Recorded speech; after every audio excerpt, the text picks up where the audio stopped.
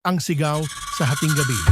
Sa isang tahimik na baryo sa Quezon, sa tabi ng kagubatan, may isang batang mag-asawa na nagngangalang Maria at Andres.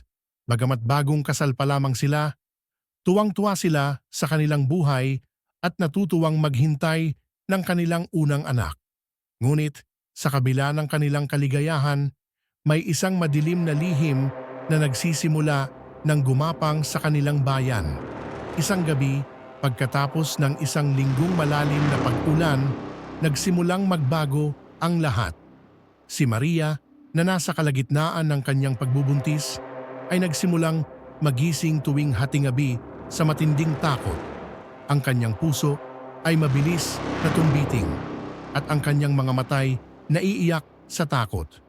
Laging may naririnig na malalalim na yabag sa labas ng kanilang bahay at madalas ang malamig na hangin ay may kasamang kakaibang amoy. Isang amoy ng bulok na laman at amoy ng paniki. Isang gabi, nagising si Maria nang may malakas na sigaw mula sa labas ng kanilang bahay. Bago pa siya makapagsalita, isang matinding sakit ang dumapo sa kanyang tiyan, parang may mabigat na bagay na sumusundot sa kanyang katawan mula sa labas. Nagmamadali niyang tinawag si Andres, ngunit hindi ito sumasagot. Nang magtangkang lumabas si Maria mula sa kanyang silid, may narinig siyang mahihinang yabag sa likod ng bahay. Hindi tulad ng mga karaniwang tunog ng mga hayop sa kagubatan. Tumigil siya at nakinig. Ang yabag ay hindi katulad ng anumang hayop. Tumingin siya sa bintana at nakitang may matangkad na anino sa ilalim ng buwan. Isang anino na may pakpak at ang katawan nito ay parang nanghihina. Isang manananggal. Si Maria ay nakatulala, hindi makapaniwala sa kanyang nakikita. Ang nilalang ay umaangat mula sa lupa. Dahan-dahang nagiging isang nilalang na hindi matukoy. May katawan ng babae, ngunit walang katawan mula sa bewang pababa. Lumipad ang nilalang patungo sa bubong ng bahay at mula doon nakita ni Maria ang katawan ng isang kababaihan na may malaking pangil at parang mga pangil ng paniki sa kanyang bibig. "Tulungan mo ako, Andres," sigaw ni Maria sa kabila ng takot, ngunit walang sagot. Napansin niya na ang kanyang asawa ay natutulog pa rin sa kama, tahimik at walang malasakit. Parang wala siyang kamalay-malay sa nangyayari. Habang pinagmamasdan ni Maria ang manananggal, nagsimulang magbukas ang mga mata ng kanyang asawa. Ngunit sa halip na isang tao, ang mata ni Andres ay naging parang itim na guho. Tulad ng isang nilalang na hindi tao. Isang nilalang na tanging ang manananggal lamang ang makakikita.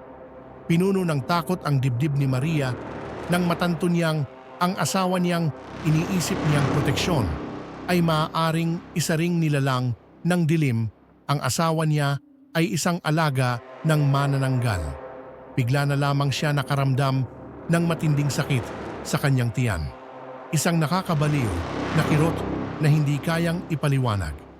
Ang manananggal, habang nagsasara ang kanyang mga pakpak at bumangon mula sa bubong, naglakad patungo kay Maria.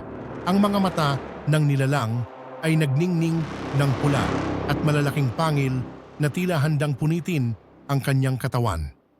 Ngunit bago ito makalapit, biglang sumagot ang bintana ng kwarto.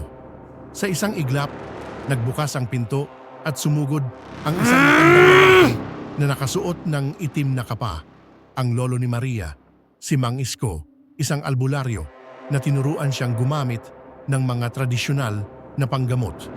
Hindi na siya nagpatumpik-tumpik at tinapon ang isang malagkit na likido mula sa kanyang mga bote. Pagkalabas nito, ang manananggal ay nagsimulang mag-urong at magpatalsik ng amoy ng usok at pagkasunog. Ito ay umiwas at muling bumalik sa kanyang orihinal na anyo, nawala ng lakas at mabilis na tumakas sa dilim ng gabi. Hindi siya maaaring magbalik muli, sabi ni Mang Isko. Habang binabaybay ang kanyang palad sa tiyan ni Maria, sinasaliksik ang sakit na dulot ng manananggal. hindi siya pwedeng magtagumpay. Ngunit habang si Maria ay unti-unting gumaling mula sa takot at sakit, patuloy ang pighati sa kanyang puso. Alam niyang may susunod pang gabi at sa bawat pagdapo ng dilim, hindi pa rin siya sigurado kung si Andres ay siya pa rin kanyang asawa. Ang kakaibang amoy ng paniki at bulok na laman ay patuloy na sumisingit sa kanyang mga pangarap.